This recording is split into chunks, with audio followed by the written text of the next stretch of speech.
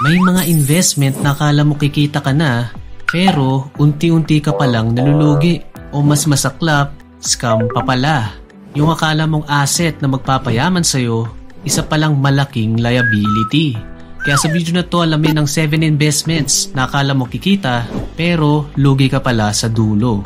Watch until the end. Dahil sa last part ng video, ibabahagi ko rin ang mga investment na pwede mong pag-aralan para potentially lumago ang pera mo.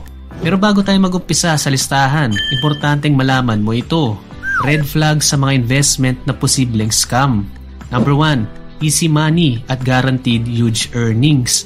Walang legit investment na magdodoble ng pera mo sa mabilis na panahon. Number 2, walang lisensya o hindi regulated. Laging i-check kung may mga papeles ba sila, registered ba sa SEC, at may secondary license kung nangongolekta sila ng pera mula sa publiko. Number 3, walang transparency. Hindi malinaw kung paano kumikita. Walang maayos na website o opisina na pwedeng bisitahin. Number 4, pinipilit kang mag-invest kapag minamadali ka kahit hindi mo pa nauunawaan. Kaya tandaan, lahat ng investment may risk, walang guaranteed returns. Dapat marunong ka mag-research, magtanong, at huwag basta-basta gagaya sa sinasabi ng iba. Ngayon malinaw na to sa'yo.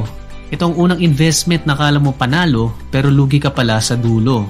Number 1, insurance sa may investment o VUL. Akala ng karamihan, hitting 2 birds with 1 stone ito. May life insurance ka na, may investment ka pa. Pero ang hindi alam ng marami, sa unang taon pa lang, malaki na agad ng kaltas sa perang ini-invest mo. Kapag nag-o-offer ang ilang mga advisor, ang ganda pakinggan. After 10 years sir, ito na ang projected value ng pera mo. Kaya syempre kapag bata-bata ka pa o nagsisimula ka pa lang sa pag-i-invest, madali kang maniwala kapag may nag-alok ng ganito. At isa na rin ako dito before. Ang hindi masyadong dinidiscuss ng ilang advisor ay yung mga fees na kumakain ng investment portion mo taon-taon. Kaya pag chinek mo ang investment mo, bakit bawas na? Pero sa totoo lang, hindi naman masama ang insurance. Pero kapag trinato mo ito as investment, doon nagkaka-problema. Much better kung insurance, insurance lang. Kung investment, investment lang. Halimbawa, kung gumagastos ka ng 30,000 pesos per year sa VUL, pero kung may term insurance ka, baka nasa 7,000 pesos lang yan per year. So yung natipid mong 23,000 pesos, pwede mong i-invest sa kung anong gusto mo. Mas kontrolado mo pa at posibleng mas mura ang fees. At i-discuss natin ang mga investments na ito mamaya sa dulo. Pero bago yun, number 2, co-ownership kuno business. Nakakita ka na ba ng mga offer na ganito? Mag-invest ka lang ng 50,000 pesos. Co-owner ka na ng aming business. Pwede restaurant, clinic, resort, gas station at iba pa. Ang ganda pakinggan no? May business ka na tapos passive income pa daw. Madalas, may kasamang artista o influencer pa. Kaya akala ng iba, legit yan. Marami sa mga ganitong co-ownership ay walang legal backing. Walang SEC registration, walang malinaw na kontrata, at wala ring transparency kung saan ba napupunta ang pera. Kadalasan, may pangakong guaranteed ROI. Bawi ka in 6 months. Pero pagkatapos noon, maglalaho na lang sila. Pero ang tanong, kung legit talaga at gusto nilang mag-expand, bakit hindi na lang sila umutang sa bangko? Ang problema pa, hindi mo na nga hawak ang negosyo, tapos hindi mo rin kontrolado.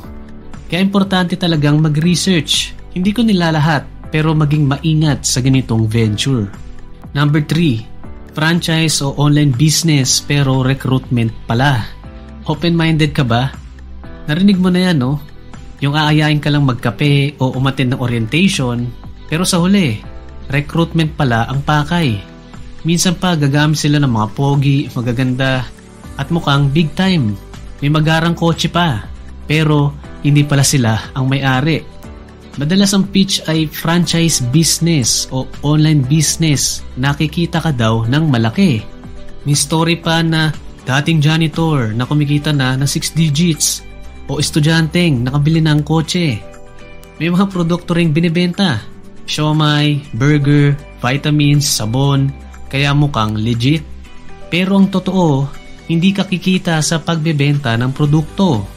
Kikita ka lang kapag may na-recruit kang bago. Ang problema sa ganitong negosyo, number 1, mahal ang produkto kaya walang bumibili. Number 2, walang demand o hindi sikat kaya hindi fast moving. Number 3, minsan low quality at posibleng hindi safe gamitin.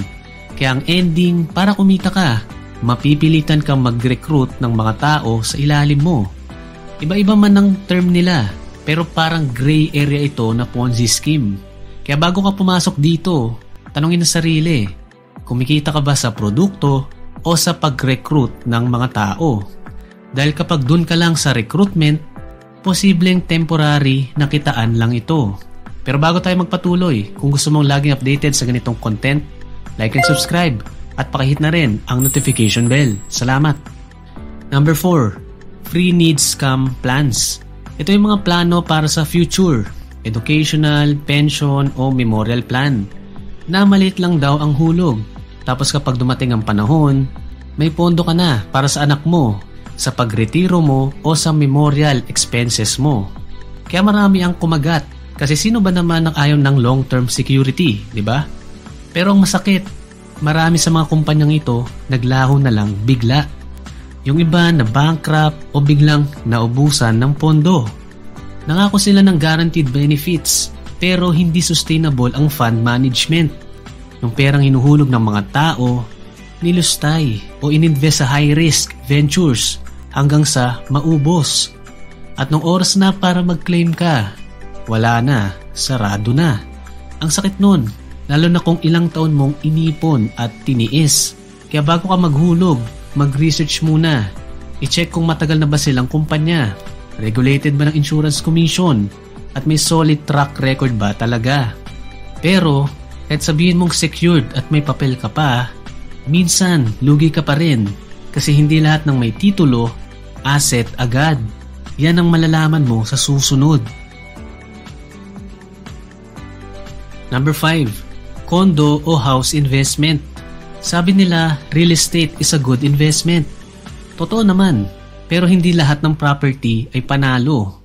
Kaya maraming naengganyo sa mga pre-selling condo o house projects na plano daw paupahan, gawing Airbnb o source ng steady cash flow kada buwan. Magandang idea, pero ang hindi napapansin ng marami, may mga hidden risk din ang ganitong investment. Ayon sa past news na may oversupply daw ng condo units, lalo na sa mga big cities. Ibig sabihin, mas marami ang nagpapaupa kaysa sa mga umuupa. Bukod doon, meron pang monthly dues, maintenance at taxes. At paano kung matagal kang walang tenant? Kahit walang pumapasok na kita, tuloy pa rin ang gastos mo. Minsan may uupa nga pero pasaway.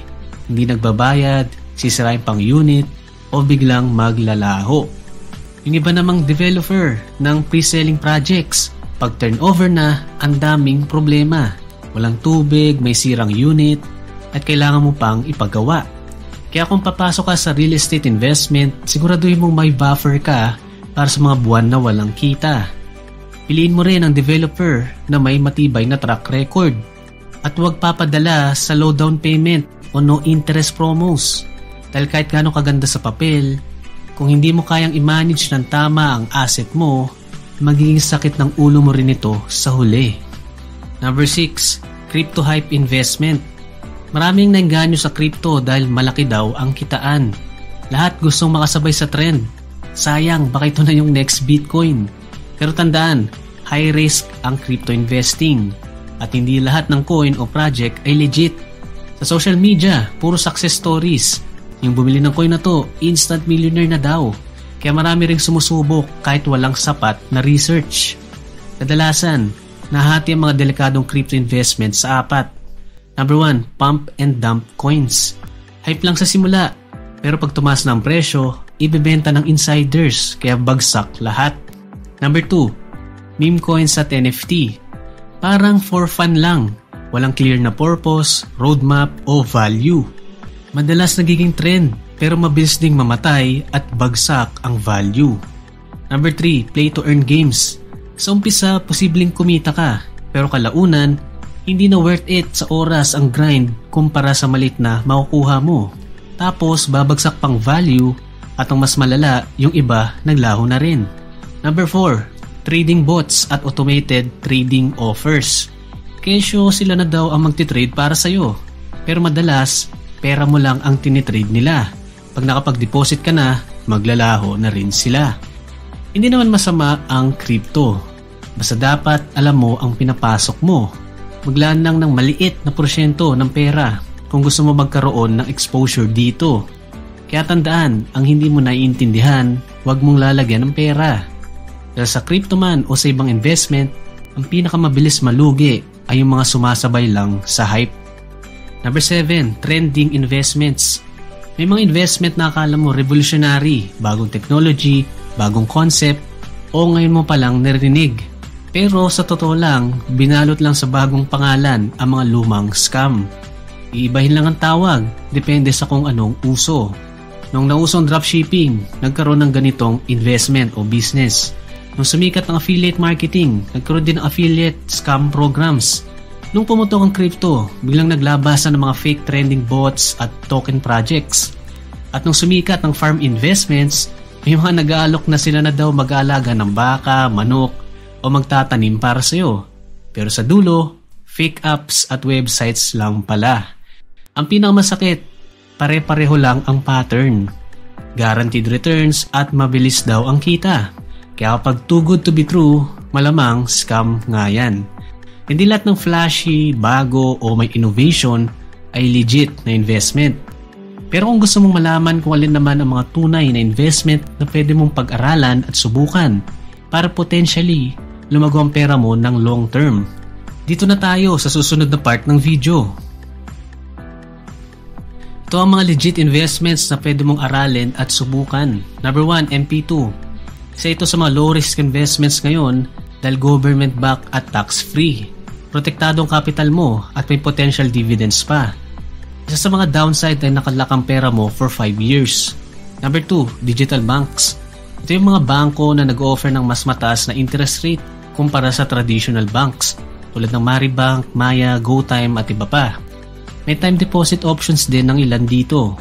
Number 3, your own business. High risk ito pero high potential din. Most likely malulugi ka dito pero kapag nagtagumpay, worth it naman. Kaya kung may passion o idea ka, subukan mong i-execute. Number 4, stocks at REITs. Kung gusto mo mag-invest sa malalaking kumpanya, pwede kang magsimula sa stock market. Ang REITs naman ay parang stocks sa mga real estate companies na nagbibigay ng dividends quarterly. Number 5, investment funds. Kung busy ka o gusto mong medyo hands-off, pwede ang mutual funds, index funds o bonds. Hindi ito mabilis kumita pero stable at posibleng reliable sa long term. Number 6, real estate. Na-mention natin ito kanina pero kung may sapat kang kapital, okay din ang property investments at kadalasan tumataas ang value nito over time. Pero siguraduhin may sapat kang research, handa ka sa gastos, maintenance at market risks. Number 7, underrated investments. Una, health. Baliwala ang lahat kung bagsak ang kalusugan mo. Pangalawa, skills. Mag-invest sa bagong kakayahan na pwedeng magpalago ng kita mo. Pangatlo, knowledge. Magbasa, manood, matuto, kasi mabilis magbago ang mundo natin. Ang mga investment na to, hindi man instant ang balik, pero investments na habang buhay mong dala-dala. Sa huli, lahat ng investments na nabanggit natin ay may kanya-kanyang pros and cons.